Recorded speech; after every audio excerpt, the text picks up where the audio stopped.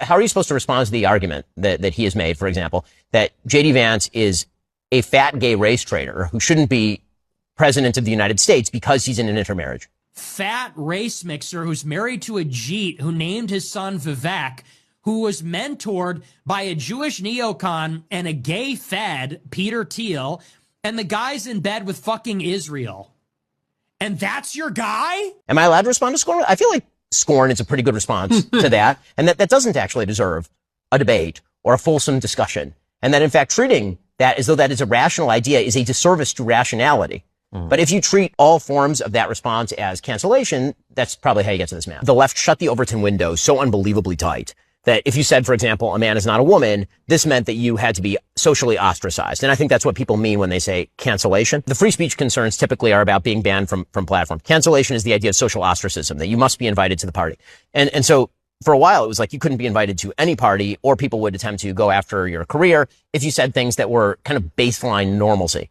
And the response on the right was not, let's broaden the Overton window. It was, let's eviscerate the Overton window. Now, almost a morally relativistic response. All views are now to be treated as perfectly equivalent. And if you act with scorn at any view, then that must be a form of cancellation. That must be a form of social ostracization that is unjustifiable. And so what you end up with is this sort of bizarre math where the right has taken to the idea that if you get a lot of flack, it's because you're over the target. And also that if you criticize, then that's a form of cancellation, that's a form of social ostracization. Well, if you add those two things together, what you come up with is it is probably better to be a Nazi than to criticize a Nazi.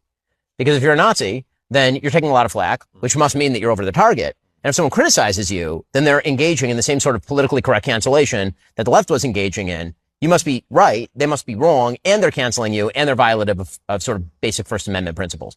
So I think that's a really low resolution view. I think the argument about cancellation was not that nobody should ever be socially ostracized. It was that the idea set that was being socially ostracized was a very normie mainstream set of views. And I'm not a moral relativist. I don't believe all views are equivalently moral or decent or worthy of, or even worthy of respect.